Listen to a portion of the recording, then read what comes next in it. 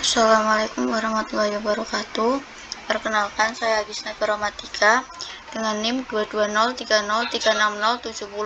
Di sini saya akan memaparkan hasil review kebijakan yang sudah saya buat. Yang pertama yaitu ada identifikasi kebijakan. Di sini saya mengambil kebijakan terkait program Merdeka Belajar yang dikeluarkan oleh Kemendikbudristek pada tahun 2020. Kemudian latar belakang dan tujuan. Bahwasanya munculnya kebijakan ini itu dikarenakan rendahnya kualitas pembelajaran, kesenjangan pendidikan antar wilayah, dan kurangnya kesesuaian dengan kebutuhan dunia kerja. Nah, tujuannya yaitu untuk meningkatkan kualitas pembelajaran, membentuk karakter siswa yang mandiri, dan mengurangi kesenjangan dalam pendidikan. Selanjutnya ada analisis isi. Nah, di sini ada beberapa hal. Yang pertama yaitu kepastian hukum dan kejelasan norma. Bahwa secara umum kebijakan ini didasarkan pada Undang-Undang Nomor 20 Tahun 2003 tentang Sistem Pendidikan Nasional. Nah, kemudian ada Peraturan Menteri Pendidikan dan Kebudayaan Nomor 3 Tahun 2020 terkait Standar Nasional Pendidikan Tinggi. Nah, kemudian yang kedua ada konsistensi internal dengan kebijakan lain, bahwa kebijakan ini diperlukan keselarasan dengan kebijakan lain yang sesuai, seperti kebijakan terkait penggunaan dana BOS dan kebijakan terkait PPDB. Dan yang ketiga yaitu kesesuaian dengan kebutuhan masyarakat, bahwa kebijakan Merdeka Belajar itu dinilai cukup sesuai dengan kebutuhan masyarakat, namun keberhasilan implementasinya sangat bergantung pada kesiapan semua pihak, termasuk guru, sekolah, orang tua, dan masyarakat secara keseluruhan. Dan yang keempat yaitu ada analisis konteks. Di sini ada konteks sosial, ekonomi, budaya, dan pendidikan.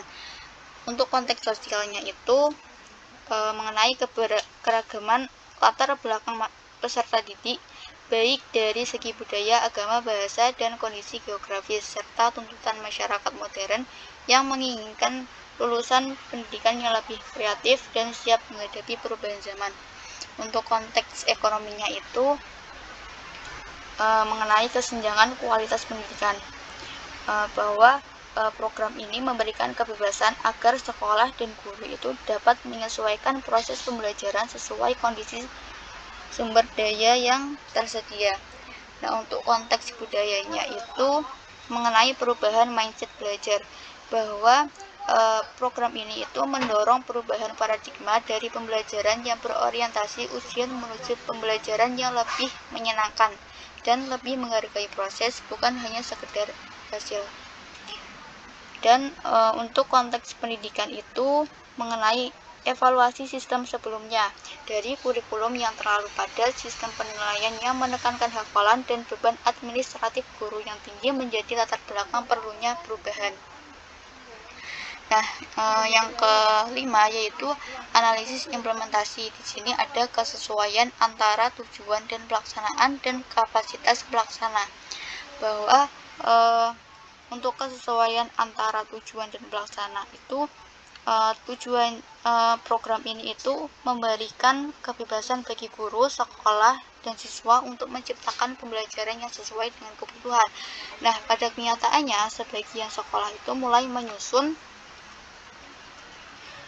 kurikulum operasional satuan pendidikan atau KOSP sesuai karakter.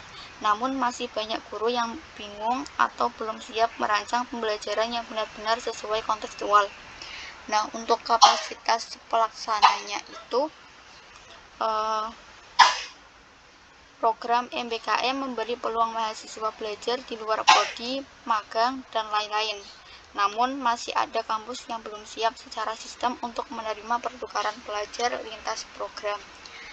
Nah, untuk analisis dampaknya itu bahwa program ini memberi dampak positif dalam mendorong fleksibilitas, kreativitas, dan kualitas pembelajaran. Namun dampaknya belum merata karena masih bergantung pada kesiapan sumber daya manusia dan infrastruktur. Selanjutnya yaitu implementasi. Nah, implementasi ini didasarkan pada kelembagaan pelaksana.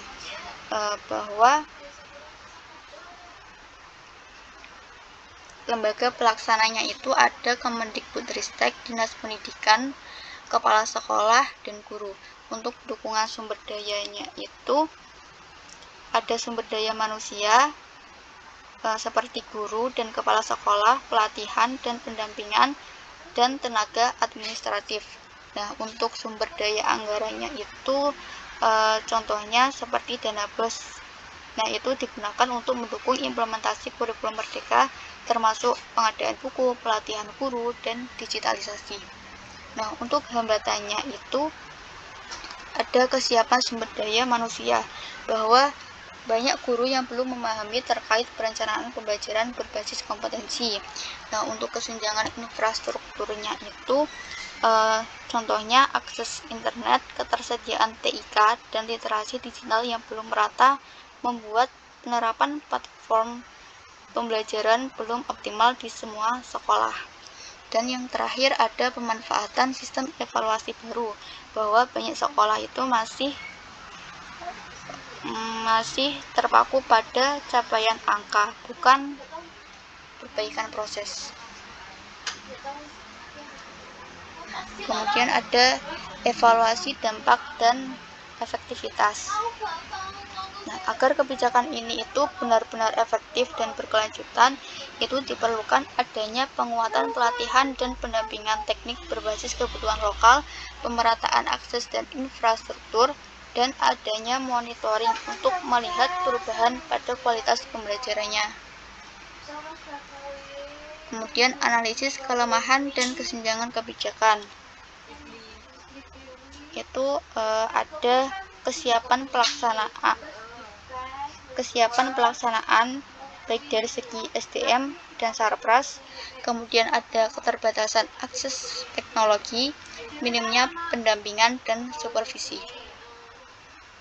Untuk rekomendasi perbaikan itu ada perubahan redaksi kebijakan. Itu kurikulum merdeka itu wajib diimplementasikan secara bertahap dengan pendampingan teknis oleh pemerintah pusat dan daerah disesuaikan dengan kesiapan sekolah dan wilayah. Kemudian tambahan substansi baru itu ada program Sekolah Siap Merdeka di daerah 3T, kemudian ada dana afirmasi implementasi kurikulum merdeka, kemudian pelaksanaan literasi digital, dan revisi standar penilaian dan asesmen. Nah, untuk penguatan mekanisme pelaksana itu ada pendampingan berjenjang, monitoring, apresiasi kinerja inovatif, dan kolaborasi multilevel pemerintah.